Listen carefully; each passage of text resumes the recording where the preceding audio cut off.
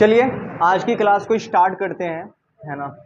और थोड़ी सी हम इस बात पे ज़्यादा बात करेंगे कि हम किसी सवाल को कैसे सॉल्व करते हैं, सोचते कैसे हैं।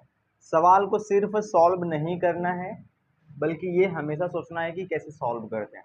ठीक है, यहाँ पे मैं सिर्फ है ना ऐसे वन साइडेड पढ़ाने वाला नहीं हूँ। ठीक है, मैं पढ़ा रहा हूँ, ठीक है, और बस हो गया। आपको मेरा साथ देना पड़ेगा, यानी कि हम लोग इन्वॉल्व होके मिल के सवाल को सॉल्व करेंगे, तब आएगा मज़ा। ठीक है जी। तो वेलकम है आपका प्रवीण क्लासेस में, है ना। मेरा नाम है प्रवीण गौतम और स्टार्ट करते हैं आज की क्लास। मैं नहीं चाहूँगा कि आप ना एक दूसरे से बातें करें, थोड़ी सी बातों को समझें, है ना। हमें क्वेश्चन नंबर 10th से पढ़ना है ना। देखते हैं ये क्वेश्चन क्या है। किसी एपी का 17वां पद उसके 10वें पद से 7 अधिक है, इसका सार्व अंतर निकालना है। पहले सवाल को सॉल्व करते हैं कैसे, है ना, ये सोचते हैं। जो 17वां पद है ना, ध्यान से समझते हैं ना, इसको सॉल्व करते हैं। यानी किसी एपी का जो 17वां पद है वह उसके किस पद से, 10वें पद से कितना अधिक है, 7।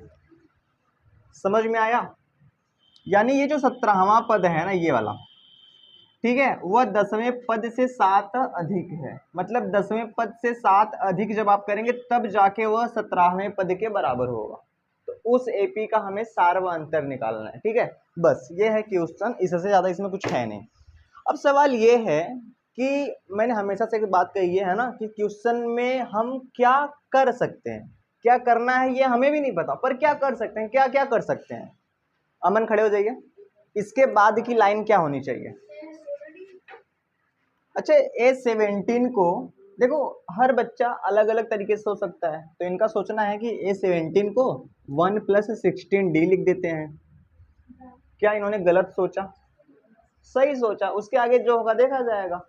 अब मेन बात यह है कि अगर D रहेगा तभी तो D का मान निकलेगा। हो सकता है कि ये सही दिशा में सोच रहे हैं, है ना। फिर बराबर लगा दिया। आगे इसको क्या लिख सकते हैं, A + 9D और प्लस कितना हो जाएगा, 7 हो जाएगा।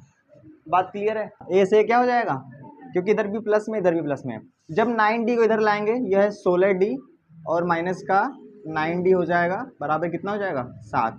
16D में से 9D निकल जाएगा तो 7D बराबर 7 और D बराबर कितना हो जाएगा, 7/7। जब काट देंगे तो कितना आ जाएगा, 1 आ जाएगा। और यही हमें निकालना था। बैठ जाइए।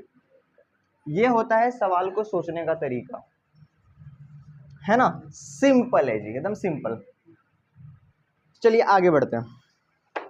इसको लिखना है, लिख लीजिए फटाफट से। बात करते हैं क्वेश्चन नंबर 11।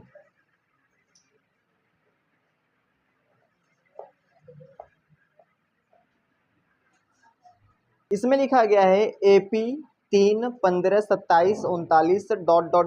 का कौन सा पद उसके 54वें पद से 132 अधिक होगा, है ना।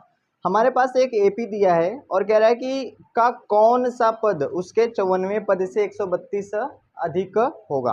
देखते हैं। एक AP है हमारे पास, AP है 3, 15, 27, 39 ... ठीक है, का कौन सा पद 54वें पद से 132 अधिक होगा, हाँ या ना, है ना। इस सवाल को ध्यान से समझना। ठीक है, जैसे ये हमारे पास AP है, अभी मैं पूछूंगा, है ना, सारा ध्यान आपका इस पे होना चाहिए। इस AP का कौन सा पद, पहला कि दूसरा कि तीसरा कि चौथा कि पांचवा, छठवां, सातवां, आठवां, नौवां, 10वां, कौन सा पद, है ना, उसके 54वें पद से कितना अधिक होगा, 132 अधिक होगा, है ना। तो आप मुझे बता सकते हैं कि वो कौन सा पद होगा, है ना, जो इस AP के 54वें पद से 132 अधिक होगा। जैसे इसमें क्या था कि 17वां पद जो था वो 10वें पद से 7 अधिक था, है ना। तो इसमें आपको क्या पता है, लड़कों में ये सवाल मेरे को कौन समझा सकता है कि इस सवाल का कहने का मतलब क्या है। Can you understand the question. अगर आपने सोचना सीख लिया ना, फिर आप बहुत बहुत तेज बन जाएंगे, है ना। अब देखो मैं आपको सोचना सिखाता हूँ। कह रहा है कि इस एपी का कौन सा पद उसके 54वें पद से 132 अधिक होगा। इस एपी का कौन सा पद है ना, अब वो पहला पद है या दूसरा है या तीसरा है, चौथा है, पांचवा है, हमें नहीं पता ना कि कौन सा पद, तो उसको हम कह देंगे कि ए एनवा पद। क्या कह देंगे, है ना, ये बात अभी आप लिख लेना। यानी कि ए एनवा जो पद है उसके 54वें पद से, मतलब कि ए 54 से कितना अधिक है, 132। क्योंकि कौन सा पद 54वें पद से 132 अधिक है ये तो हमें नहीं पता है, तो हमने कहा ए एनवा पद, है ना। ए एनवा पद का मतलब क्या है, जैसे हमें नहीं पता कि वो छठवां पद है या वो सतवां पद है या वो 10वां पद है, नहीं पता है ना, इसलिए कह दिया। तो यही सवाल था, तो हमने यहाँ लिखा था हमने कि माना इस एपी का ए एनवा पद है ना उसके 54वें पद से 132 अधिक होगा। ये सिर्फ हमने माना है। चलिए अब इसको सॉल्व कर लेंगे, बस वही दोबारा सवाल पूछूंगा कि इसके बाद हम क्या कर सकते हैं, है ना। तो इसके बाद क्या कर सकते हैं, इसको लिख सकते हैं A plus N minus one into D. इसको क्या लिख सकते हैं, ए प्लस 53 डी। अच्छा ये बात समझ में आती है ना, अरे हाँ ना बोलो, ए 54 को ए प्लस 53 डी लिख सकते हैं ना, है ना। प्लस का हो गया 132। तो हमने क्या देखा कि ये जो ए है इसके सामने कोई चिन्ह नहीं है, प्लस में है, और इधर भी ये क्या है, प्लस में है। जब बराबर के इधर दोनों चीज प्लस में होती है तो ये कट जाती है, क्या होती है, कट जाती है ना। अच्छा फिर हमने क्या सोचा कि डी तो हमसे यहाँ पे मिल सकता है क्योंकि एपी यही है, तो यहाँ पे डी का मान कितना आ गया, 12 आ गया। तो हमने n माइनस वन और डी की जगह कितना रख दिया, 12 रख दिया, बराबर 53 और डी की जगह कितना हो गया, 12 हो गया, और प्लस का 132। और इसके आगे आप सॉल्व भी कर सकते हैं। हमें n का मान निकाला, लिख लीजिए फटाफट से, जो भी मल्टीप्लाई करनी है, जो भी चीज़ें करनी है आप कर दो। सवाल को समझ लो, उसके बाद सॉल्व करना आपके लिए बेहद आसान हो जाएगा।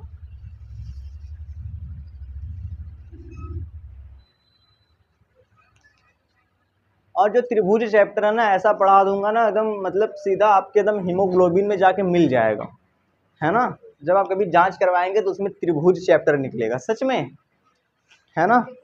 समरूप त्रिभुज नहीं, मतलब ठीक है, हाफ ईयरली में इतना चिंता मत किया करो जी। Question number 12। अच्छा यहाँ पे कह रहा है कि दो समांतर श्रेणियों का सार्व अंतर समान है। क्या है, आवाज नहीं आई,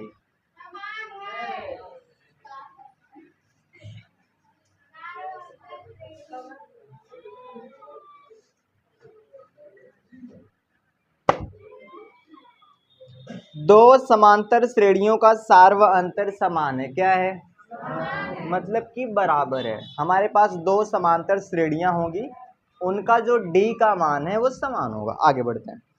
यदि इनके 100वें पदों का अंतर 100 है, 100वें पदों का अंतर, कह रहे कि यदि इनके 100वें पदों का अंतर, अंतर मतलब माइनस, मतलब कि ये कह रहे हैं कि मान लेते हैं पहली जो श्रेणी है ए 100 है, दूसरी श्रेणी भी ए 100 होगा, तो दोनों का जो अंतर है वो कितना है, 100 है। आगे बढ़ते हैं। तो इनके 1000वें पदों का अंतर क्या होगा। कहने का मतलब यह है कि 8000 minus 8000 equal to question mark क्या होगा, समझा रहे हैं लिख के। देखना बड़ी अच्छी सवाल है। हमारे पास यहाँ पे दो समांतर श्रेणियां हैं, है ना। क्योंकि हमारे पास दिया नहीं तो हम मान लेंगे, मान लेते हैं कि यहाँ पे ये पहली एपी है ना, एपी फर्स्ट यहाँ पे लिखता हूँ ये,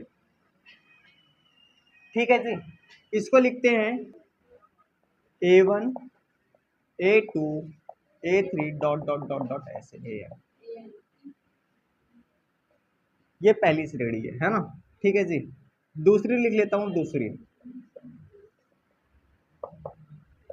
A1 A2 A3 dot dot dot और AN, है ना, अकॉर्डिंग टू द क्वेश्चन, प्रश्नानुसार। हमारे पास कितनी समांतर श्रेणियां हैं? और दोनों के सार व अंतर समान है। तो हमने एक श्रेणी को मान लिया है ना, capital A1 A2 A3 AN है ना, और दूसरे को मान लिया स्मॉल A1 A2 A3 और AN तक। किसी को कोई दिक्कत? अच्छा, प्रश्नानुसार जो पहली बात यह है कि दोनों का जो सार व अंतर है वो समान है ना। अगर मैं बात करूं पहली श्रेणी का, जैसे ये, ठीक है, इसका सारवंतर और इसका सारवंतर क्या है? समान है। किसी को कोई दिक्कत है ना? देखिए ध्यान से, उसके बाद हमसे क्या कह रहे हैं, है ना, उसके बाद हमसे कह रहे हैं कि इनके 100वें पदों का अंतर कितना है? 100 है ना। यानी कि ए जो 100 है माइनस ए 100 है, इसका जो अंतर वो कितना है? 100 है। आगे बढ़ते हैं जी। तो इनके 1000वें पदों का अंतर यानी कि A 1000 minus small a 1000 is equal to क्या होगा? ये हमें निकालना है। किसी को कोई दिक्कत? ये हमें क्या करना है? निकालना है ना। इसको कह देते हैं समीकरण नंबर 1। ठीक है जी, ठीक है, चलिए आगे बढ़ते हैं। लिखेंगे फ्रॉम इक्वेशन 1। समीकरण 1 से हम लोग देख रहे हैं। अच्छा, ईमानदारी से बताइए समीकरण 1 क्या है ना? ये है।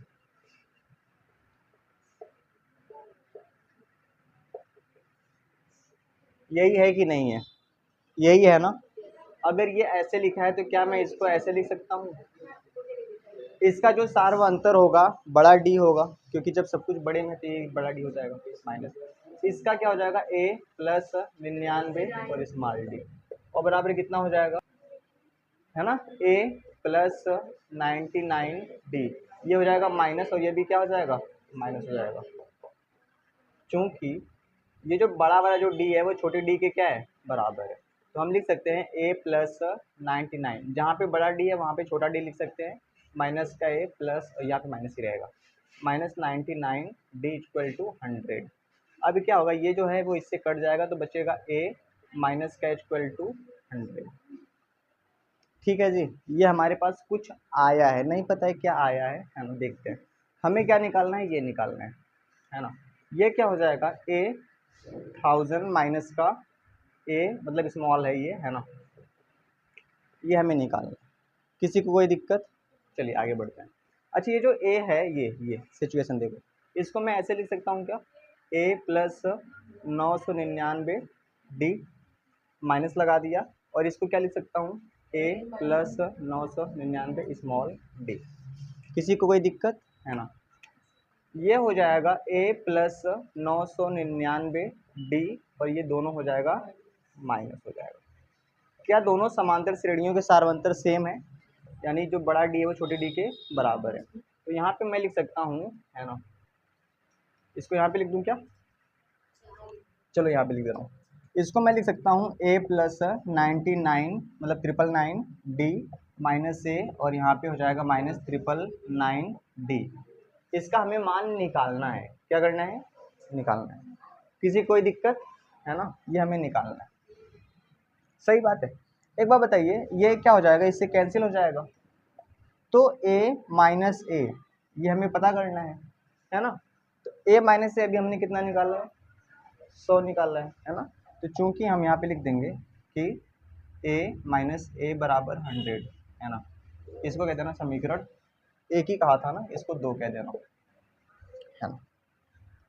ठीक है, कोई दिक्कत है ना। तो यहाँ से क्या हो जाएगा? a माइनस a बराबर कितना हो जाएगा? 100। इसका क्या मतलब है? इसका ये मतलब है कि जो 1000वें पद हैं उनके भी अंतर कितने होंगे?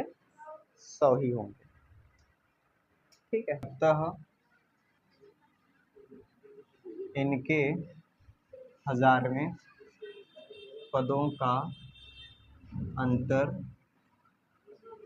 100 ही होगा।